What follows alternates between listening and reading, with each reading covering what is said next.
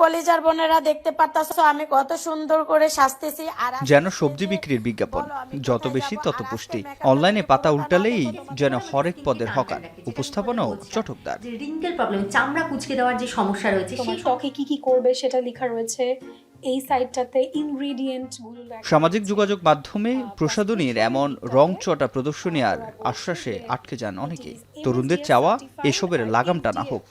ফেসবুকে ঢুকলে বা যে কোনো সোশ্যাল মিডিয়াতে ঢুকলেই স্ক্রল করলে আমরা হোয়াইটনিং ক্রিমের অ্যাডভার্টাইজগুলো দেখে থাকি। হ্যাঁ, আমার বান্ধবীদের মধ্যে যারা অনেকে এটা কিনেছেন, এই হোয়াইটনিং ক্রিমগুলো ব্যবহার করেছেন, দেখে তাদের স্কিনে অনেক প্রবলেম দেখা দেয়, যার জন্য তারা কিনেছে উল্টো তাদের আরো ক্ষতি হয়ে যায়।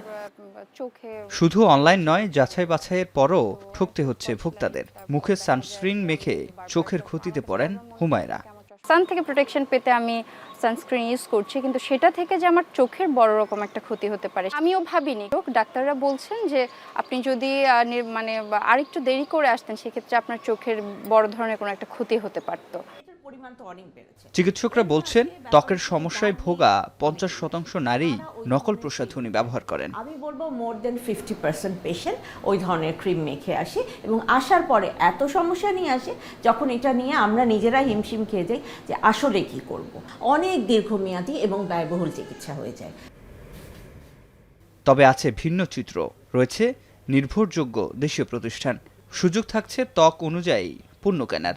এক ছাদের নিচে সকল মানের পণ্য পাওয়াতে খুশি ক্রেতারাও।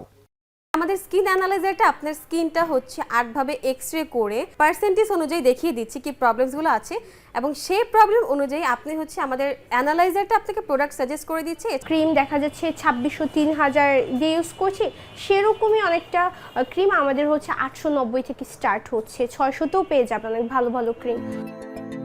প্রসাধনী খাত সংশ্লিষ্টরা বলছেন বছরে এর প্রবৃদ্ধি বাড়ছে 8 থেকে 10% হারে। 2027 সালে এ খাতে প্রবৃদ্ধি দ্বিগুণ হওয়ার আশা তাদের। তবে আমদানি নির্ভরতা কমাতে দরকার নীতি সহায়তা। উৎপাদন ক্ষমতাও বাড়তেছে, আর এটার অর্থনীতির একটা বড় একটা অপরচুনিটি অলরেডি আমাদের হাতছানি দিচ্ছে।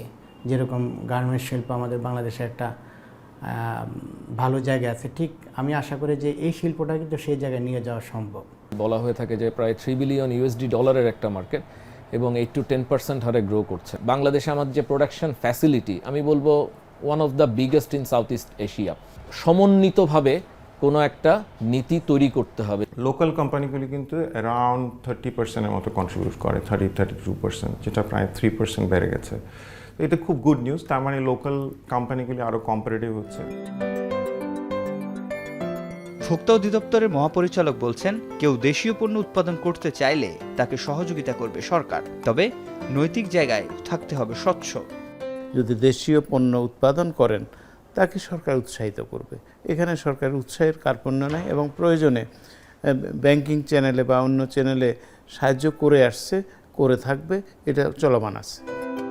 অর্থনীতিবিদরা মনে করছেন দেশীয় কসমেটিক্সের রপ্তানি বাড়াতে পণ্যে আনতে হবে বৈচিত্র্যতা। দেশের জন্য এক ধরনের ডিজাইন এবং বিদেশের জন্য এক ধরনের ডিজাইন, দুইটার মধ্যে রাখতে হবে। প্লাস এই প্রোডাক্ট যদি আমার হালাল করা যায়, তাহলে আমরা মুসলিম মার্কেটগুলো ধরতে পারবো।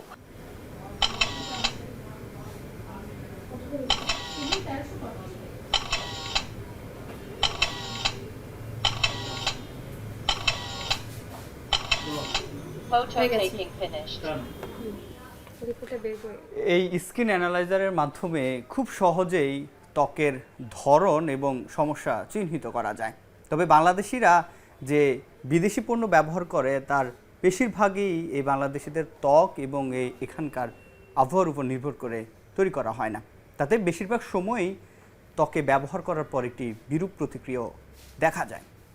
বিশ্লেষকদের মত, এই বিদেশি পণ্য ব্যবহার কমানোর পাশাপাশি দেশীয় যে প্রতিষ্ঠানগুলো রয়েছে তাদেরও বাংলাদেশিদের ত্বকের উপর নির্ভর করে পণ্য উৎপাদন বাড়াতে হবে। সিফাত শাহরিয়ার, এখন, ঢাকা।